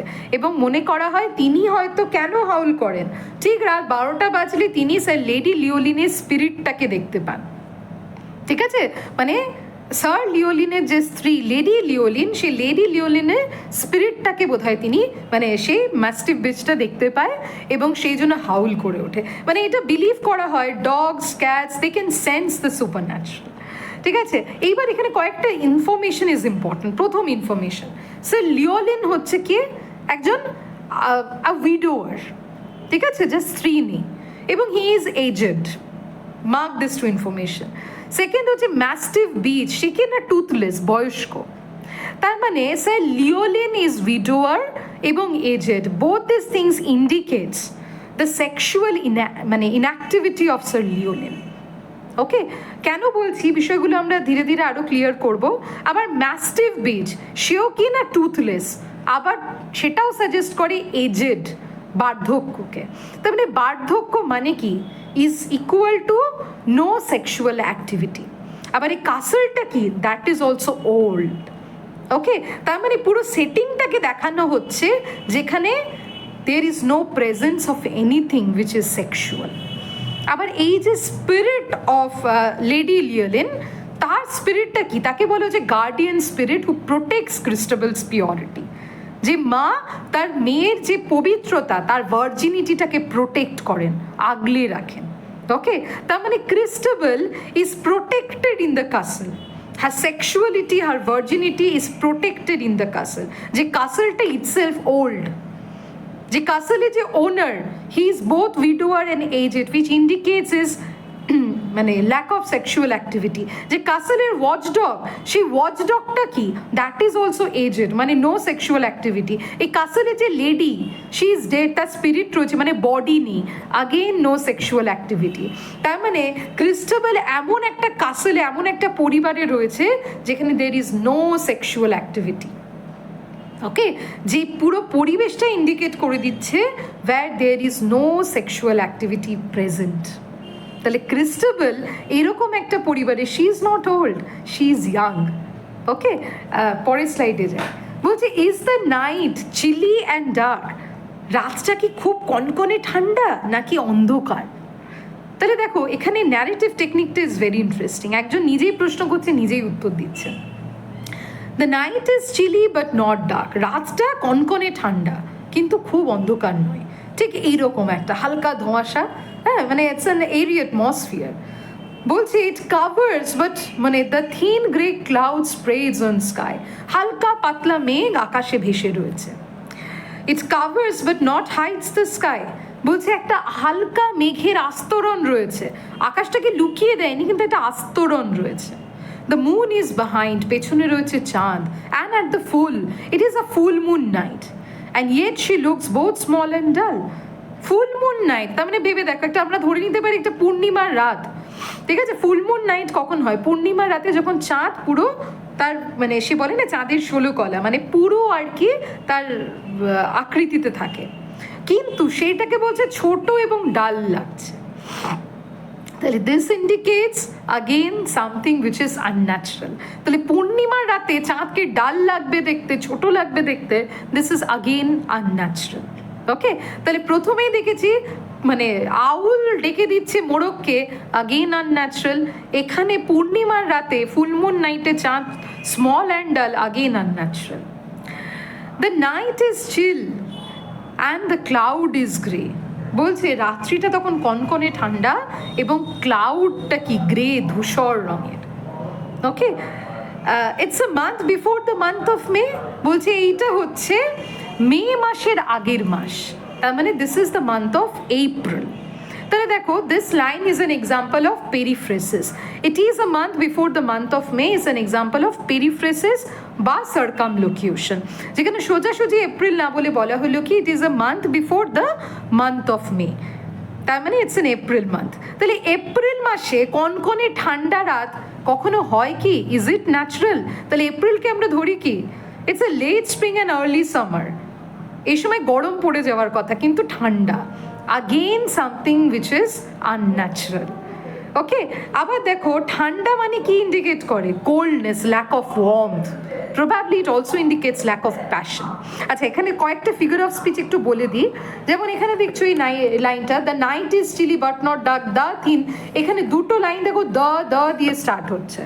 তাহলে this is an example of the figure of speech anaphora. যখন পরপর দুটো সেন্টেন্স বা পরপর দুটো লাইন যখন একটাই ওয়ার্ড দিয়ে শুরু হয়, সিমিলার ওয়ার্ড দিয়ে, দিস ইজ কল্ড অ্যানাফোরা। তাহলে দ্য নাইট, দ্য থিন, দুটোই যেহেতু দ্য দিয়ে শুরু হচ্ছে, it's an example of anaphora. আর আগের জায়গাটা আমি একটু স্কিপ করে গেছিলাম, আগের স্লাইডে যেখানে টু উইথ টু হু রয়েছে, this is an example of onomatopoeia. ঠিক আছে, এই tu whit tu whoo, this is an example of onomatopoeia. Okay, তাহলে দেখো এখানে বলা হচ্ছে it's a month before the month of May, it's an example of periphrasis বা circumlocution. And spring come slowly up this way, এবং বসন্ত মনে হচ্ছে এখানে খুব ধীর গতিতে আসছে। তাহলে বসন্ত ইন্ডিকেট করে কি? রেজুভিনেশন, তাই তো, ইউথ, রেজুভিনেশন। তো সেইখানে মনে হচ্ছে যেন নতুন কিছু আসছেই না, বসন্ত যেন রেজুভিনেট হচ্ছে না, অনেক দিন ধরে যেন একটা জিনিস বন্ধ হয়ে স্ট্যাগনেন্ট হয়ে পড়ে আছে, যেটার কি কোনো অ্যাক্টিভিটি নেই। যেমন লাইক দ্য কাসেল একই রকমভাবে পড়ে আছে, যেমন sir Leoline which also indicates lack of sexual activity, একই রকমভাবে। ওকে, তো এইরকম যেন এখানে সব কিছু প্রকৃতির স্বাভাবিক নিয়মটা যেন এখানে থেমে গেছে, যার জন্য কি সব কিছু উল্টো হচ্ছে এখানে। ওকে, সো দিস অ্যাম্বিয়েন্স যেখানে everything seems to be super natural. কেন সুপার ন্যাচারাল? কেন এখানে প্রাকৃতিক নিয়মে স্বাভাবিকভাবেই কিছু হচ্ছে না। ঠিক আছে, স্বাভাবিকভাবে এখানে কোনো কিছু হচ্ছে না, এখানে যেন সময়টা থমকে গেছে। It symbolizes the time arrested. Okay, আচ্ছা, এই লাস্ট লাইনটা, and the spring come slowly up this way, spring এখানে is an example of personification. বসন্ত তার রাস্তায় ধীরে ধীরে আসছে। ওকে, তাহলে এসও ক্যাপিটাল, আবার আসার কথা বলা হচ্ছে, so this is an example of personification. She stole along, she nothing spoke. The sighs she heaved were soft and low. এইখানে দেখো, এই যে বসন্তের কথা বলা হচ্ছে, এইবার কি হবে এখানে? Now probably we are going to see মানে something is happening there. Okay, she stole along, she nothing spoke. The sighs she heaved were soft and low. And not was green. আচ্ছা, এইখানে এই যে এতটুকু আমরা দেখতে পাচ্ছি, so this particular setting indicates the castle which is locked up from everywhere. তাহলে এই কাসলের সাথে বাইরের যে বিশ্ব, সে বাইরের বিশ্বর কি কোনো কানেকশন নেই। তার মানে this castle indicate a kind of the stagnancy, probably it indicates a kind of the physical stagnancy. The physical stagnancy pervades the entire ambience of the castle. তাহলে এই physical stagnancy টা probably also relates that of the sexual stagnancy. Okay? Lovely lady Christabel, whom her father loved so well. তো এইরকম একটা অন্ধকার রাতে introduce করা হচ্ছে ক্রিস্টাবেলকে, বলা হচ্ছে কি দ্য লাভলি লেডি ক্রিস্টাবেল, যাকে তার বাবা ভীষণ স্নেহ করেন। তার মানে কি she still under the love and care of her father. What makes her in the wood so late? তাহলে সে ক্রিস্টাবেল এত রাতের বেলায়, উড মানে হচ্ছে the nearby small forest, এই রাতের জঙ্গলে একা একা ক্রিস্টাবেল এখানে কি করছে? তার মানে ক্রিস্টাবেল, দেখো এই ছবিটাতে যেরকম দেখতে পাচ্ছ, she is going to the wood alone in the late hour of the night. এই রাতে, এত রাতের বেলায় একা একা ক্রিস্টাবেল জঙ্গলে যাচ্ছে কি জন্য? A furlong from the castle gate, আচ্ছা ফারলং মানে হচ্ছে 220 ইয়ার্ডস, 220 ইয়ার্ডস, ঠিক আছে, কাসল গেট থেকে সেই ফরেস্টটা, মানে এত দূরে রাতের বেলা একটা মেয়ে একা একা বেরিয়ে যাচ্ছে। তাহলে স্টিল দিলি লুকিয়ে লুকিয়ে যাচ্ছে, তার মানে probably she is not allowed to go outside of the castle at night. তাহলে কি জন্য যাচ্ছে? She had dreams all yesternight, বলছে গত রাতে সে বেশ কিছু স্বপ্ন দেখেছে সারা রাত জুড়ে, অফ আর বেথ্রোটেড নাইট। বেথ্রোটেড মানে her marriage was fixed with a knight. Knight again is a very higher rank in the aristocracy, ঠিক আছে? বলছে তার যে বাগদত্ত, যে নাইট যার সাথে তার বিয়ে ঠিক হয়েছে, তার স্বপ্ন দেখেছে গোটা রাত জুড়ে। And she in the midnight wood will pray, এবং মধ্যরাত্রে সে সেই নাইটের ওয়েলবিংয়ের জন্য প্রার্থনা করতে যাচ্ছে, for the weal of her lovers that's far away, তার প্রেমিকের জন্য প্রার্থনা করতে যাচ্ছে যে প্রেমিক অনেক দূরে রয়েছে এখন। তার মানে দেখো Christabel throughout the night, Christabel had the dreams of her lover, যে ড্রিমটা তাকে ঘুমোতে দিচ্ছে না, যার জন্য কি রাতের বেলায় অন্ধকারে she goes to the forest to pray for the night. তার মানে আমরা এটাকে কি গেস করতে পারি, it's a kind of the desire, একটা মহিলা যার বিয়ে ঠিক হয়ে গেছে, এরকম একটা কাসেলে, যে কাসেলে কি একজন উইডোয়ার, একটা mastiff bitch, both of them are having no sexual experiences right now. The castle is also old, সেখানে ক্রিস্টাবেল ধরে নিয়েছে সে একটা বয়স সন্ধিক্ষণে দাঁড়িয়েছে, যা সদ্য বিয়ে ঠিক হচ্ছে, তার মানে it's very natural that she must have some certain desires in herself. Okay, এবং সেইখানে সে উডে চলে যাচ্ছে রাতের বেলায়, তার মানে she is the one who escapes from the castle, এবং সেই জঙ্গলের মধ্যে রাতের বেলায় একা একা she goes to pray for her lover safety. Okay, very bold task for a lady, especially in the context of the 18th century, তে এরকম একজন মহিলা রাতের বেলা অন্ধকারে একা একা এরকম করে একটা জঙ্গলের মধ্যে চলে যায়, this is a brave thing. তাহলে এই যে act of going to the wood alone, this indicates a kind of a bold action on the part of Christabel, as if this is the wood for her exploration. তাহলে কি explore করছে? পারপাসটা বলছে তার মানে যে লাভার তার বেথ্রোটেড নাইটের জন্য প্রেয়ার করতে যাচ্ছে, but is it prayer only or something else? বলছে দেখো, she stole along, she nothing spoke, সে একা একা স্টোল অ্যালং মানে লুকিয়ে লুকিয়ে যাচ্ছে, মুখে কোনো কথা নেই, চুপ করে। তার মানে কি হচ্ছে, প্রেয়ার করতেই যদি যায়, যদি বলে আমি রাত্রে প্রেয়ার করতে যাব, তার বাবাকে যদি বলে, বাবা তাহলে মেয়েকে ভালোবাসে, কি করবে রাতের বেলায় অন্ধকারে? তাহলে মেয়ের জন্য দুটো গার্ড পাঠিয়ে দেবে যে যা তুই এদেরকে নিয়ে যা, প্রেয়ার করে আয়। ওকে, কিন্তু তাকে লুকিয়ে স্টিল দিলি কেন যেতে হচ্ছে? So here all this question rises. বলছে the sighs she heaved were soft and low, মানে কি হচ্ছে, সে শুধু নিজে দীর্ঘশ্বাসের শব্দ পাচ্ছে, যেটা কি সফট, হালকা, লো, ঠিক আছে, খুব আস্তে শব্দ। And naught was green upon the oak, সে কোথায় পৌঁছচ্ছে? সে ওক ট্রির কাছে, যে ওক ট্রিটা কি বিশাল বড়, কিন্তু তার মাথার ওপরে গ্রিনারি নেই, ঠিক আছে, সবুজ নেই, but moss and rare is mistletoe. Oak ট্রির মাথায় রয়েছে মস ট্রি, যেখানে হোয়াইট ফ্লাওয়ার্স থাকে, মিসেলটো যেটাকে বলে পরগাছা, অন্যান্য গাছ আগাছা সে ওক ট্রিটাকে ঘিরে রেখেছে। She kneels beneath the huge oak tree, এই বড় বিশাল বড় ওক ট্রির কাছে ক্রিস্টাবেল হাঁটু গেড়ে প্রেয়ার করছে। And in silence prays she, মনে মনে কোনো কথা না বলে চুপ করে ক্রিস্টাবেল প্রে করছেন। তাহলে এটা প্রথমেই একটু অড লাগে আমাদের কাছে, যেরকম রাতের অন্ধকারে একজন মহিলা মানে একটা অল্প বয়সী মেয়ে লুকিয়ে লুকিয়ে গিয়ে প্রেয়ার করছে, this seems to be very strange. Is it only a prayer? The lady sprang up suddenly, হঠাৎ করে মেয়েটা লাফিয়ে উঠছে। দ্য লাভলি লেডি ক্রিস্টাবেল, তাহলে বারবার বলা হচ্ছে the lovely lady, the beautiful pure lady Christabel. তাহলে এখানেও আবার দেখো দুটো মানে পরপর দুটো লাইন দ্য দিয়ে শুরু হচ্ছে। Again it's an example of anaphora. It moaned as near can be, একদম কাছে, আরও কাছ থেকে একটা মর্নিং সাউন্ড, একটা হালকা সেই গোঙানি শব্দ শোনা যাচ্ছে। But what it is she can't tell, কিন্তু কিসের শব্দ সেটা ক্রিস্টাবেল বলে উঠতে পারবে না, মানে খুব স্ট্রেঞ্জ এই শব্দটা। On the other side it seems to be, মনে হচ্ছে ওই গাছের ওপার থেকে কেউ শব্দ করছে, of the huge broad breasted old oak tree. কি গাছ না, বিশাল বড় broad breasted, point to be noted, old oak tree, এটা বড় গাছ। তাহলে গাছটাকে এখানে বলা হচ্ছে broad breasted, which indicates a motherly feeling. Okay, it gives the image of a milking mother. Okay, তো সেই ওক ট্রিয়ের কাছে ক্রিস্টাবেল প্রে করছে। তাহলে এই পুরো বিষয়টা অনেকটা যেন ইটস এ সিম্বলিক সেটিং। রাতের অন্ধকারে probably this night indicates Christabel's ignorance of sexuality and ওর এই যে বেরিয়ে যাওয়াটা উডে জঙ্গলে একা একা, probably it's a hint that she is going to explore her desires, এবং সেখানেও সে প্রে করছে ওক ট্রিয়ের কাছে।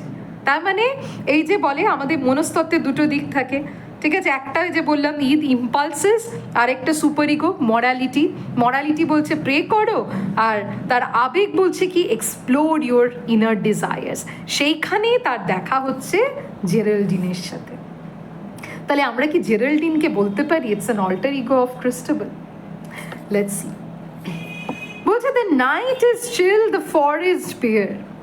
দেখো এই গাছের আন্ডারে মানে গাছের সামনে ক্রিস্টাবেল কি বেন্স অ্যান্ড শি প্রেজ, এরকম একটা ফাঁকা জঙ্গলে।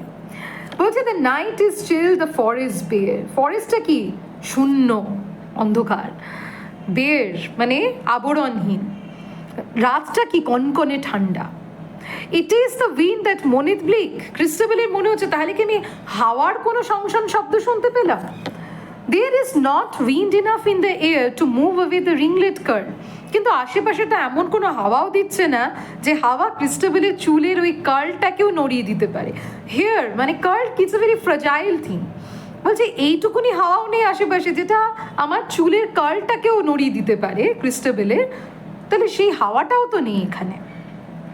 ফ্রম দ্য লাভলি লেডিস চিক, মানে ক্রিস্টাবেলের ওই গাল থেকে তার এই চুলের কার্লটা নড়িয়ে দেবে এরকম হাওয়াও কিন্তু সেখানে নেই। বলছে there is wind enough to twirl that one red leaf the last of its clown.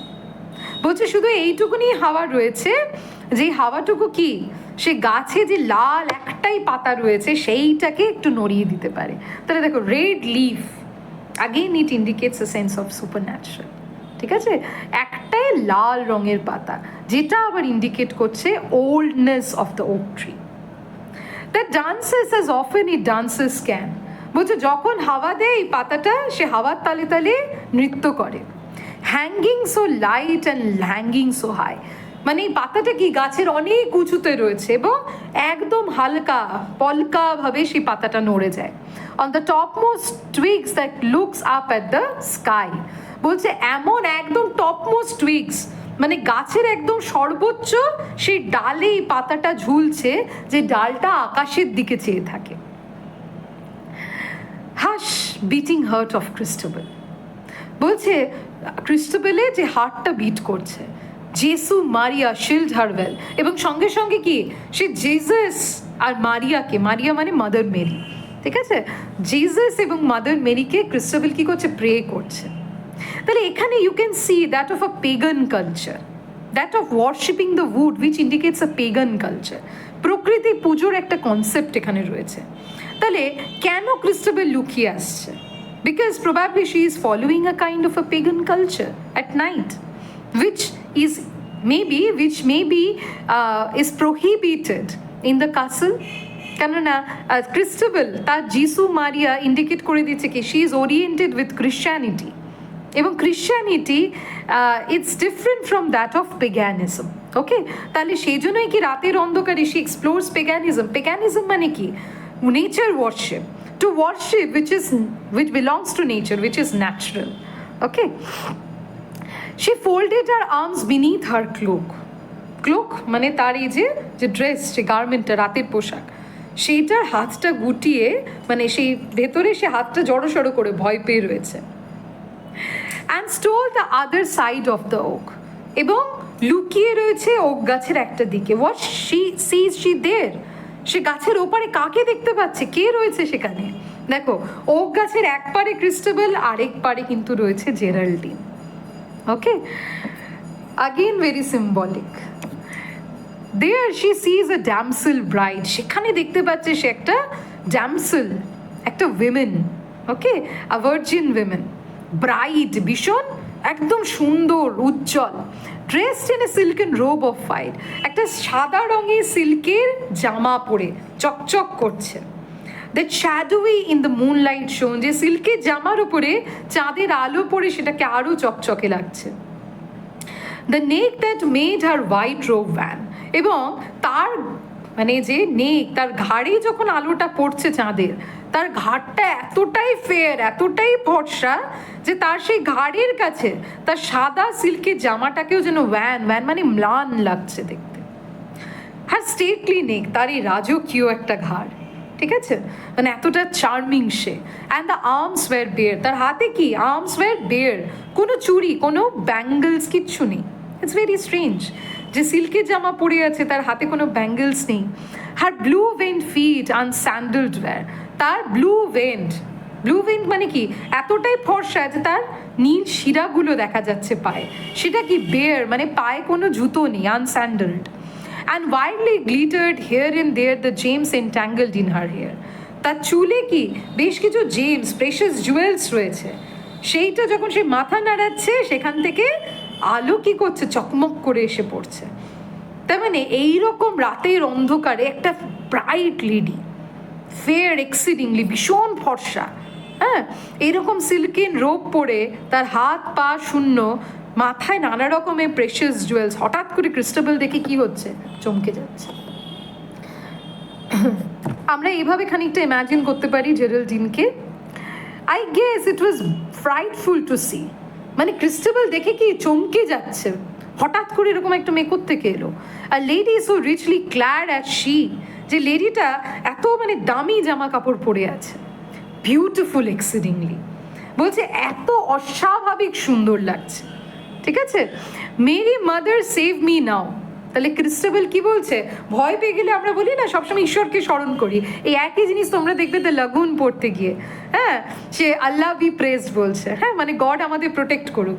তো এখানেও কি হচ্ছে দেখো, বলছে কি মেরি মাদার, সঙ্গে সঙ্গে মাদার মেরিকে স্মরণ করছে, which is a mother Mary stands for virginity.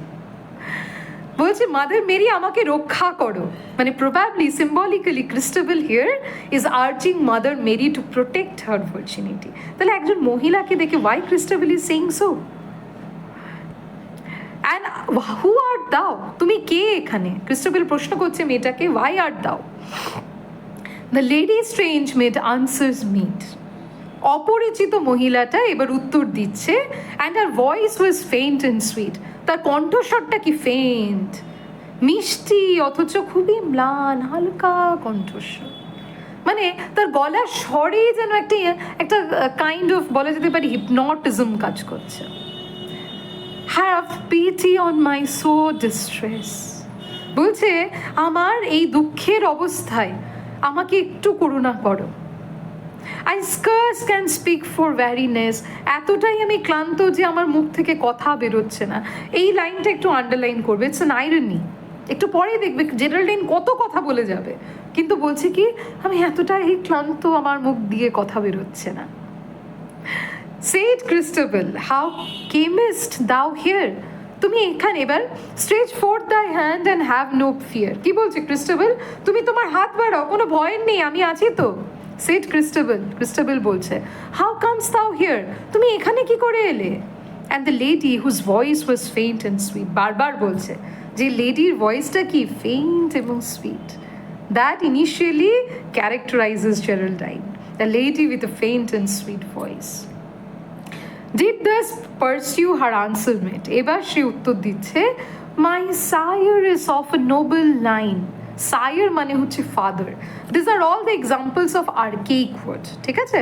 তাহলে আমার বাবা তিনি একজন নোবেল ম্যান, নোবেল লাইন মানে তার মানে হি belongs to the nobility, and my name is Geraldine, আমার নাম হচ্ছে Geraldine. 5 warriors seized me yesterday morn, গতকাল 5 জন যোদ্ধা আমাকে সিজ মি তুলে নিয়ে গেছে। তাহলে 5 warriors, does it indicate the 5 senses?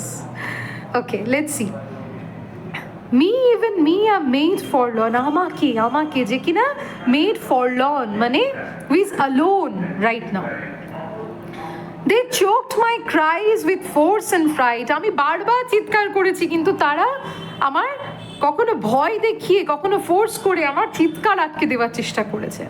And tied me on a palfrey white, এবং আমাকে একটা পলফ্রে মানে হচ্ছে একটা ছোট ঘোড়া, সাধারণত মহিলারা যে ঘোড়াতে রাইড করে থাকে সেটাকে পলফ্রে বলে, একটা সাদা রঙের পলফ্রের উপরে আমাকে চাপিয়ে দেয়। The palfrey was as fleet as wind, সে পলফ্রে ঘোড়াটা যেন হাওয়ার গতিতে ছুটে গেছে। And they rode furiously behind, বলছি এবং তারা আমার পেছনে পেছনে ফিউরিয়াসলি ভয়ঙ্করভাবে তারাও ঘোড়া ছুটিয়ে আসছে।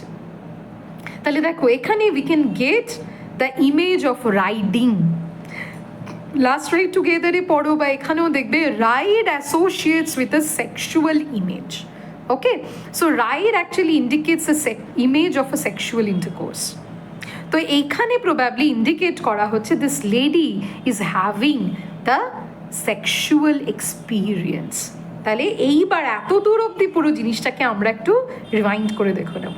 ক্রিস্টাবেল কোথায় থাকে? একটা কাসলে, যেটা মিডিয়েভাল মোটেড কাসল, যেটা চতুর্দিক থেকে ঘেরা, ঠিক আছে, মানে যেখানে বাইরের কিছু প্রবেশ করতে পারে না। তাহলে বাইরের কি প্রবেশ করবে? কোনো ধারণা, কোনো বিশ্বাস, কোনো অভিজ্ঞতা না। It is protected all around, ঠিক আছে, প্রোটেক্টেড বা আইসোলেটেড। যে কাসলটা কি ওল্ড মানে আউটডেটেড, আবার এই কাসলটা প্রবাবলি সিম্বলাইজেস অ্যান ইনস্টিটিউশন। কাসলের ভেতরে ঢুকে দেখবে বিভিন্ন রিলিজিয়াস অ্যাসপেক্টস রয়েছে যেটা ইন্ডিকেট করছে কি প্রবাবলি রিলিজিয়াস ইনস্টিটিউশন, একটা বিলিফকে, একটা ফেথকে। যে কাসলের যে owner sir Leoline, he is a widower and aged, was no sexual experience right now. যে কাসলের যে প্রোটেক্টর মানে the mastiff bitch, it is also toothless, again aged, no sexual experience. সেইখানে রাতের বেলায় মানে সেই কাসলের যে lady, she is dead, bodiless identity, no sexual experience. সেই কাসলটা তার মানে does it symbolize a castle where any kind of sexual idea is restricted to enter, যার জন্য ক্রিস্টাবেলকে বেরিয়ে যেতে হচ্ছে সেই কাসল থেকে। সেইখানেই তার আলাপ হচ্ছে জেরাল্ডিনের সাথে বাইরে উডে। তাহলে ক্রিস্টাবেল রাতে সিলদিলি বেরোচ্ছে, প্রবাবলি এই পুরো জার্নিটা is a part of the symbol of a women's exploration of her own sexuality. কিন্তু তার সাথে যে সংঘাত, সেক্সুয়ালিটি ভার্সেস রিলিজিয়ান, সেখানে ওক ট্রিয়ের কাছে শি নিলস, ঠিক আছে, probably she has an urge to meet her knight. Okay, একটা আর্জ তৈরি হচ্ছে to get united with her knight. তো সেই জন্য সে ওক ট্রিয়ের কাছে প্রে করছে ও যেন ভালো থাকে।